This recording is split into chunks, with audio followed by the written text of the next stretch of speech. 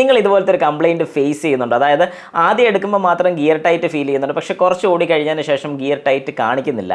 Hi നമസ്കാരം, ഞാൻ Rakesh M G ടിപ്സിലേക്ക് എല്ലാവർക്കും സ്വാഗതം. എല്ലാവരും സുഖമായിട്ടിരിക്കുന്നു വിശ്വസിക്കുന്നു.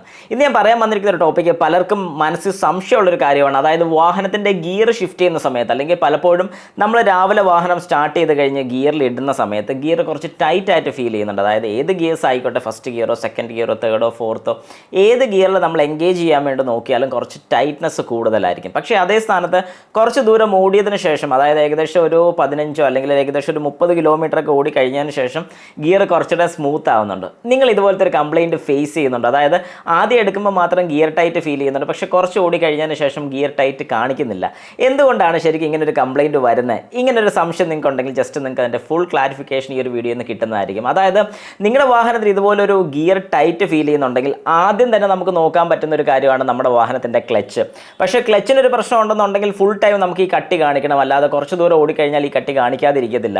അതായത് ഞാനിപ്പോൾ ഉദ്ദേശിച്ചത് വേറൊന്നുമല്ല, കട്ടി കണ്ടിന്യൂസ് ആയിട്ട് കാണിക്കുന്നുണ്ടെങ്കിൽ, ഒരുപാട് ദൂരം ഓടി കഴിയുമ്പോഴല്ല, എത്ര കിലോമീറ്റർ ഓടിയാലും ആ കട്ടി അതുപോലെ തന്നെ നിൽക്കുന്നുണ്ടെങ്കിൽ വാഹനത്തിൻ്റെ ക്ലച്ച് ഡിസ്ക്, പ്രഷർ പ്ലേറ്റ്, ഈ രണ്ട് കാര്യങ്ങൾക്ക് പ്രശ്നം വരുമ്പോഴാണ് പൊതുവേ ഈ പറഞ്ഞ കാര്യം കാണിക്കാറുള്ളത്. അല്ലെങ്കിൽ പിന്നെ ക്ലച്ചിൻ്റെ കേബിളിന് പ്രശ്നം ഉണ്ടെങ്കിലും ക്ലച്ചിന് ടൈറ്റ് നമുക്ക് ഫീൽ ചെയ്യും, പക്ഷേ ഗിയർ എൻഗേജ് ചെയ്യാൻ ബുദ്ധിമുട്ട് വരുമോ എന്ന് ചോദിച്ചു കഴിഞ്ഞാൽ ക്ലച്ചിന് തീരെ പ്ലേ ഇല്ല. ഫുള്ളായിട്ട് ക്ലച്ച് ഡിസെൻഗേജ് ആകുന്നില്ലെന്നുണ്ടെങ്കിൽ, അതായത് ക്ലച്ച് ഫുള്ളായിട്ട് വിട്ടു പോകുന്നില്ലെന്നുണ്ടെങ്കിലും ഉറപ്പായിട്ടും ഗിയർ ടൈറ്റ് ഫീൽ ചെയ്യും. അപ്പോൾ ഇതൊരു മെയിൻ കാരണം തന്നെയാണ്, അതുകൊണ്ടാണ് ഞാനത് പറഞ്ഞു വിട്ടത്. കാരണം അത് പറഞ്ഞു പോയില്ലെന്നുണ്ടെങ്കിൽ പലർക്കും ഈ ഒരു കാര്യം സംശയം വരാനുള്ള ചാൻസസ് കൂടുതലാണ്. പിന്നെ വരാൻ സാധ്യതയുള്ളൊരു കാര്യം എന്ന് പറഞ്ഞാൽ നമ്മുടെ വാഹനത്തിൻ്റെ ഫ്ലൈ വീൽ, അതായത് ക്ലച്ച് ഒട്ടിയിരിക്കുന്ന അല്ലെങ്കിൽ ക്ലച്ച് ഒന്ന് പിടിക്കുന്ന ഫ്ലൈ വീലിന് പ്രശ്നം ഉണ്ടെങ്കിൽ പോലും പൂർണ്ണമായിട്ട് ക്ലച്ച് വിട്ടു പോരാതെ അല്ലെങ്കിൽ ഫുള്ളായിട്ട് ഡിസെൻഗേജ് വരാതെ വന്നാലും ഈ പറഞ്ഞ പോലെ പ്രശ്നം വരും. അന്നേരം ക്ലച്ചിന് പ്രോബ്ലം കാണത്തില്ല, പക്ഷേ ഫ്ലൈ വീലിൻ്റെ പ്രശ്നം കൊണ്ട് ക്ലച്ചിന് പ്രോബ്ലം വരാനുള്ള ചാൻസസ് കൂടുതലാണ്. അത് നിങ്ങൾ മനസ്സിലാക്കുക. ഇതിൻ്റെ മെയിൻ കാര്യം, അതായത് ഇന്നിപ്പോൾ നമ്മുടെ ടോപ്പിക്കിൻ്റെ മെയിൻ കാര്യമാണ് എന്തുകൊണ്ട് കുറച്ച് കഴിയുമ്പോഴത്തേക്കും ഗിയർ സ്മൂത്ത് ആകുന്നുണ്ട്, പക്ഷേ രാവിലെ എടുക്കുമ്പോൾ സ്മൂത്ത് ആകുന്നില്ല. വളരെ സിമ്പിളാണ്. നമ്മുടെ വാഹനത്തിൻ്റെ ഗിയർ ബോക്സിനകത്ത് വരുന്ന ഗിയർ ഓയിലിൻ്റെ പ്രശ്നം കൊണ്ടാണ് ഈ പറഞ്ഞൊരു കാര്യം 90% കാണിക്കുന്നത്. അപ്പോൾ നമ്മൾ ചെക്ക് ചെയ്യേണ്ട ഒരു കാര്യം എന്ന് പറഞ്ഞാൽ ഗിയർ ഓയിൽ ഡ്രെയിൻ ചെയ്ത് നോക്കുക.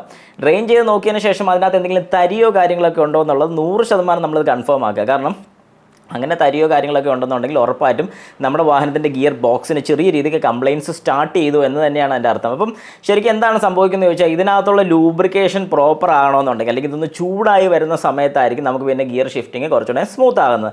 അപ്പോൾ നമ്മൾ മനസ്സിലാക്കേണ്ട ഒരു കാര്യം എന്ന് പറഞ്ഞാൽ ഗിയർ ഓയിൽ ചെക്ക് ചെയ്ത് നോക്കുക. ഗിയർ ഓയിൽ ചെക്ക് ചെയ്തിട്ട് ഗിയർ ഓയിലിൽ എന്തെങ്കിലും കുഴപ്പമുണ്ടെങ്കിൽ, അതായത് എന്തെങ്കിലും കംപ്ലയിൻസോ കാര്യങ്ങളൊക്കെ ഉണ്ടോ, കുറേ കൂടെ ഹാർഡായിട്ടുണ്ട്, അങ്ങനെയാണെങ്കിൽ മാറി വിട്ടോണം. കാരണം എന്താണെന്ന് പറഞ്ഞാൽ ചില വാഹനങ്ങൾക്ക് ലൈഫ് ടൈമാണ് ഗിയർ ഓയിൽ വരുന്നത്. 10 വർഷം അല്ലെങ്കിൽ 1,60,000 കിലോമീറ്റർ വരെയാണ് ഗിയർ ഓയിലിന് ചില വാഹനങ്ങൾക്ക് ലൈഫ് പറയുന്നത്. എന്ന് പറഞ്ഞുകൊണ്ട് ചെക്ക് ചെയ്യാതിരിക്കണമെന്ന് പറയുന്നില്ല.